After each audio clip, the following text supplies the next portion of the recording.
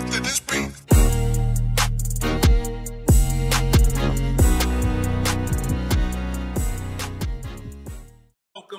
Welcome to another episode of Gamecocks Talk with Captain Will. I'm your boy, Captain Will. Make sure you like, make sure you share, make sure you subscribe to Gamecocks Talk with Captain Will so I can continue to bring you that gospel of Gamecocks every single day. You are now rocking with the best. Since you're rocking with the best, come rock with your boy, Captain Will. We got to go with today, y'all.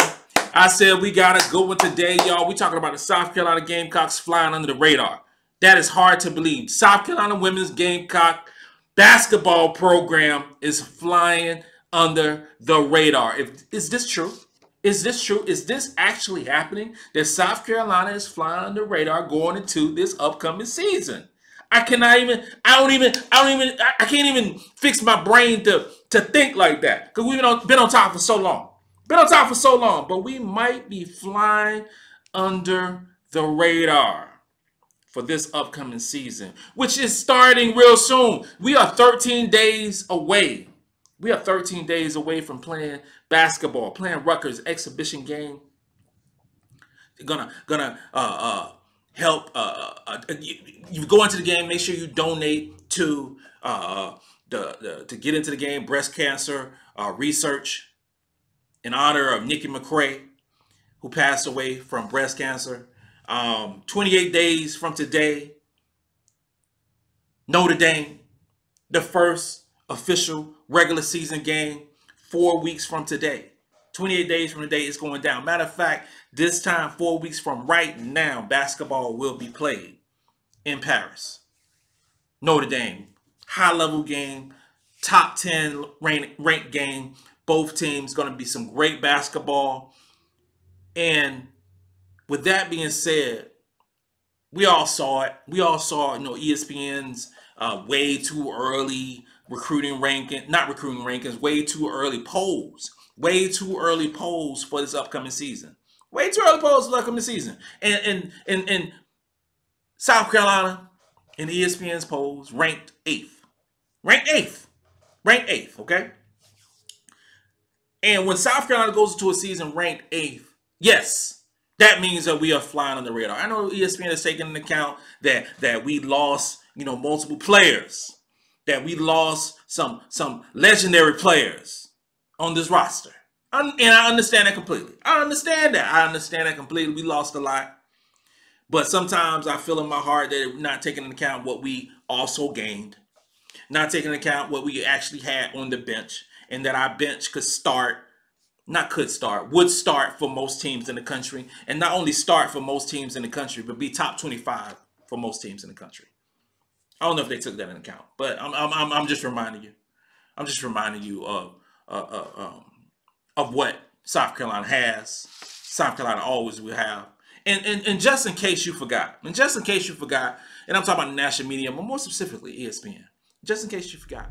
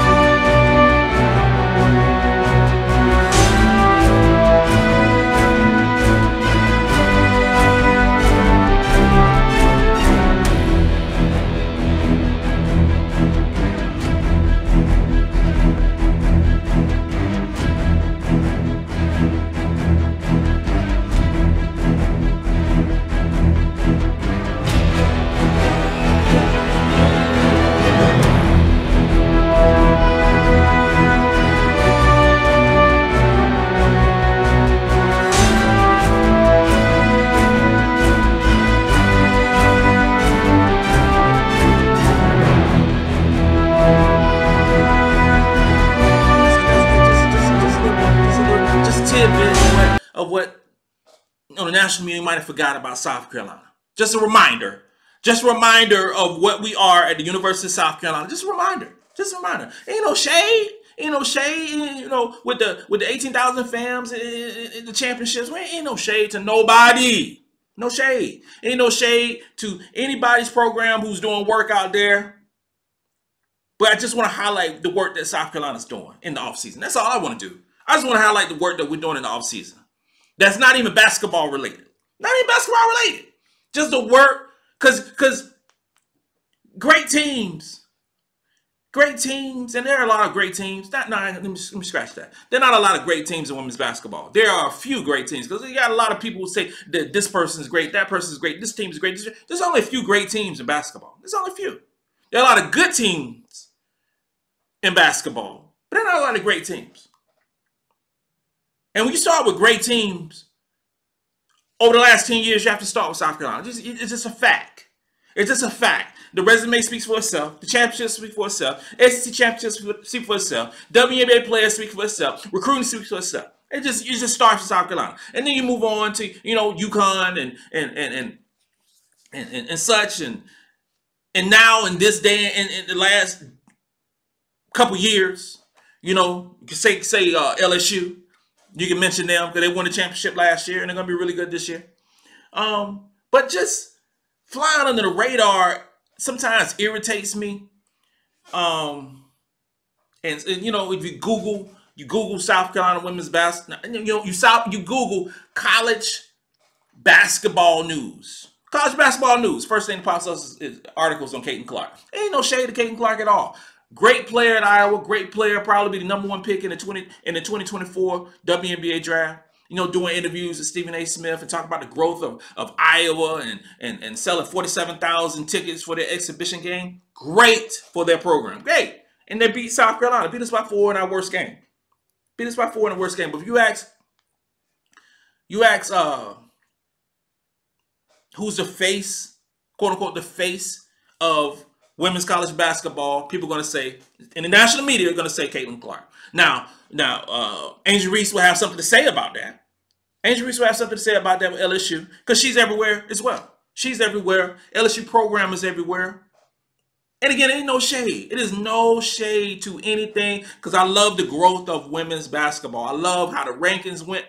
The ratings went this last year, and I know it's just going to continue to grow and grow and grow. I know that. But when you think about going into this upcoming season, for the national perspective, you're talking about Caitlin Clark, you're talking about Angel Reese, you're talking about a dream team at LSU, all the great players, and you talk about a return of Paige Beckers who've been cleared to full contact and ready to do it, and when UConn got the 1-2-3 punch of Fudd and Beckers and Edwards, and you have to read down in the footnotes. Read down in the footnotes. Have to follow where's it talking about South Carolina? Let's talk about South Carolina. And I shouldn't be upset with that. But I am. Because the disrespect that the national media is giving South Carolina irritates your boy a little bit. Because this is a team that almost went undefeated, almost won back-to-back championships, and we lost 5 players to the WNBA. We lost 5 players to the WNBA. But if you look at the dynamic of South Carolina basketball, it's never been a situation where we've been divulged of talent. There's never been a situation where we've been divulged of talent. In the last 10 years, since Don Staley has transformed this program into her image, we've never been in a situation where we have lacked talent on this ball club. Never happened. There's a lot of different ways you can look at that. And, I'm a self-professed recruiting guru. I love recruiting. I love watching. I love tracking the 5 stars, the 4 stars. I love seeing who's the best in this state, the best in this region. I love all that. And if you look at the recruiting rankings, since we've lost so much, right? We've lost Aaliyah Boston. We've lost Bree Bill. We've lost Letitia Meir. We lost Zaya Cook. We've lost so many players on this team, right? We lost so many players on this team. We have lost a lot of players on this team. But if you actually peel back that onion a little bit, and you peel back the onion, and you just talk about strictly recruiting. Let's talk about strictly recruiting and what, because we have we got to replace 5 starters. So we have to replace 5 starters, right? So let's start. Let's start at since we got to replace 5 starters, and let's start with Kiara Fletcher. Kiara Fletcher, one of the 7 players who's gone from this team. Kiara Fletcher, was a 5th-year senior. Came in, started. She started, right? She did. But we got to replace her. But if you peel that onion back, you actually see that Raven Johnson actually played more minutes than Kiara Fletcher. She just didn't start. She started a few games. She just didn't start. But they're saying that we got to replace, 5 stars. So I'm going to start with Kiara Fletcher. Kiara Fletcher. All right. So replacing Kiara Fletcher with Raven Johnson. Raven Johnson. Okay, Raven Johnson made SEC freshman team last year. Gotcha. But if you look at the recruiting rankings, Raven Johnson, 2021 class, was the 2nd ranked player in that draft. Not the draft, in the recruiting rankings, right? 2nd ranked player in that class in the 2021. 2nd ranked player. I'm just saying, 2nd ranked player, okay? So people always, and I hear people talking about Raven Johnson, and I hear people talking about, shooting and this, that, and the third. Revisionist history is something, right? So we go back in 2021, Raven Johnson, one of the most exciting players in high school, was going to come off the bench and be a sensational player during that 21-22 season. 3rd game of the season, end up tearing ACL. Raven Johnson is going to play in that year. She's going to play the role much like a Malaysia Fulwiler is going to play this year. Okay? Tore ACL. The promise that Raven was going to have for that season, gone. Gone. So she's nursing an injury. Not just nursing an injury. Rehab. An ACL injury. Missed the season. Okay? Not only missed the season, missed the off season. Just stay with me. Just missed the off season as well. Came back last year. Redshirt freshman. Came in last year. And with this huge, bulky brace on. Okay? Huge, bulky brace. And you watching Raven. And anybody who watched Raven in high school knew that was not Raven Johnson when the season started. Knew that was not Raven Johnson. We knew that. She did not have the mobility. She did not have the quickness. She did not trust that knee. Didn't happen. It didn't happen. And it took her a while during the season to work her way up to being somewhat, I would say probably 80% of Raven Johnson in high school. I say 80%. So the shade that was given to Raven Johnson during last year was not Hollywood Raven Johnson, who I saw in high school. Okay? After the season, fully healed, have a full off season, shine during Team USA, and look like Hollywood Johnson. Look. So this upcoming season will be the first time that we've actually seen Raven Hollywood Johnson in a garnet and black uniform. This right here, fully healthy, fitness is unbelievable. We will see her unleash. We will see why she was the 2nd ranked player in the 2021 recruiting class. Okay. Talk about Zaya Cook. Zaya Cook was great as a Gamecock. She was great as a Gamecock. Shooter, did everything well, was so aggressive, played well with the Sparks this last year with the WNBA. 1st round pick, right? So when you have a player, the capability of a Zaya Cook, in order to replace her, in order to replace those stats, you need a player who can also light it up. So into the transfer portal, one comes in, Tina Pow. Tina Pow, okay? Tina Pow, all Pac-12 twice, all right? But you go back a little bit further, Tina Pow was the 11th ranked player in the 2020 class. 11th ranked player in the 2020 class as a point guard. As a point guard. Big point guard. Who happens to be a shooter. We got a combo guard in Tina Pow, much like we had a combo guard in Zaya Cook. Okay? So let's go back a little bit. So you got number two ranked player in the 2021 class who's fully healthy and ready to do work in Raven Johnson. You got a number 11th ranked player in the 2020 class in Tina Pow, all Pac-12 twice, coming in to do work. Okay? At the small forward position, you're talking about we got to replace a Bree Bill. Bree Bill, great player, one of the best defensive players who ever put on a garnet and black uniform, one of the best defensive players in the SEC for multiple years. We got to replace her, right?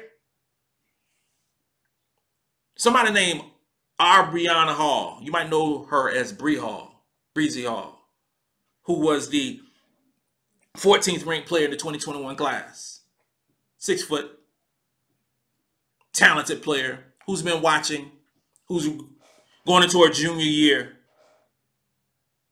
who could have transferred out and started other places, but chose to play behind Bree Bill and learn. Who could shoot the rock, who could defend. Bree Hall, like I said, is 14th ranked in the country during the recruiting class. So, 2nd ranked, 11th ranked, 14th ranked. Talented players. Talented players. Bree Hall just been waiting. Power forward position. Power forward position. Power forward position. Aaliyah Boston, number 1 pick in the WNBA draft. Rookie of the year. Is going to be a legend in WNBA and was a legend in South Carolina. Talented player. Unbelievable player. We have a player who's been waiting her turn behind Aaliyah Boston. Her name is Sanaya Fagan. And I hear stuff about Sanaya Fagan. She's not doing this. She's not doing that. She's not doing blah, blah, blah. I'm hearing all that stuff. Well, Sanaya Fagan will be starting this year. I believe in my heart. Sanaya Fagan will be starting this year. Sanaya Fagan was the 4th ranked player in the 2021 recruiting class. 4th ranked. Ravens 2nd ranked. Sanaya 4th ranked. When I hear people say that Sanaya should transfer out, Sanaya isn't this. When I hear people say that, I say, yo, have y'all seen her play? Have y'all seen her play? And I know Don said, no, they didn't improve defensively, which she will, which she has. But I think Don is also tempering. I don't think Don wants to come out and say, yo, Sanaya Fagan is going to be her. I don't think she's gonna do that. That's a lot of expectations for a first-year starter, even though she's a rising junior. But I expect Sanaya to play absolutely well. And then we're going to finish up with Camila Cardozo. Camila Cardozo, who's replacing Victoria Saxon in the starting lineup. Camila Cardozo was 5th ranked in her recruiting class back in 2020. Okay? Camila Cardozo. 5th ranked in her recruiting class. Last year she was SEC 6th Woman of the Year. This year she'll be starting. It's going to be the beast of the SEC and the beast of the national basketball scene.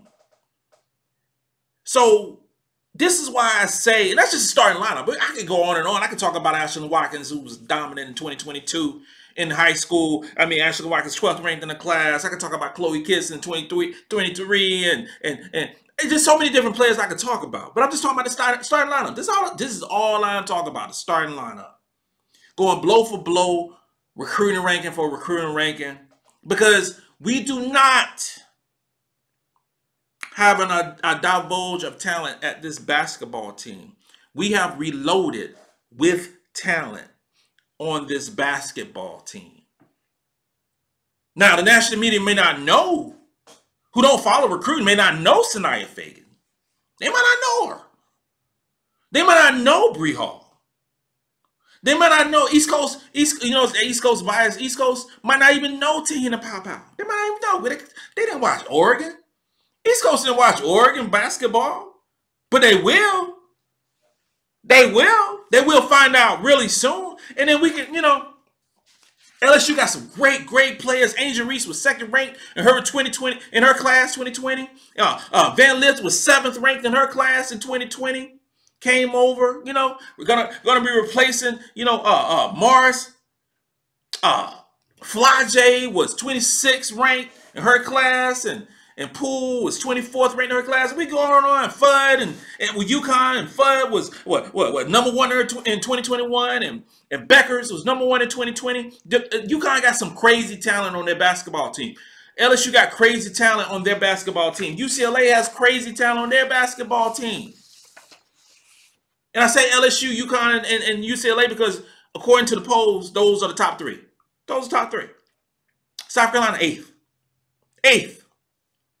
And LSU, UCLA got Charisma Osborne coming in for a 5th year, who's going to be really good for their team. And they got Kiki Rice, who's great. Lauren Best, who transferred in. We got so many different players on those basketball teams. But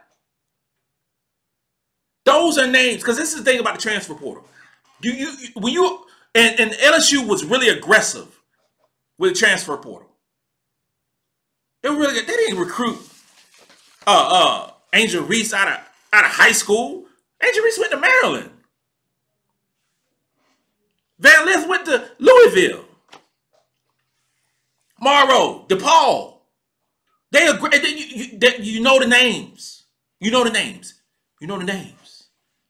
So if you know the names, you've been following them for a long time. They know the names because they were stars on their basketball teams. Watch South Carolina the first month of the season. Watch South Carolina the first month of the season. When the national media started finding like, damn, Sanaya Fagan can play. Bree Hall can play. Ashton Watkins can play. Chloe Kiss can play. We all know that. We know that. As basketball fans and the South Carolina Gamecock fans, we know they can play. It's just a matter of time before we are no longer flying under the radar. And it's fine. It's fine. It's fine. No worries. We'll fly under the radar.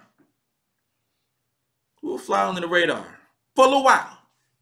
And then we're not flying under the radar. And South Carolina is at the top in March and April, like we always are. This includes another episode of Gamecocks Talk with Captain Will. I'm your boy, Captain Will. Make sure you like, share, and subscribe. Gamecocks Talk with Captain Will. You are now rocking with the best. And since you're rocking with the best, come rock with your boy, Captain Will. Let's go.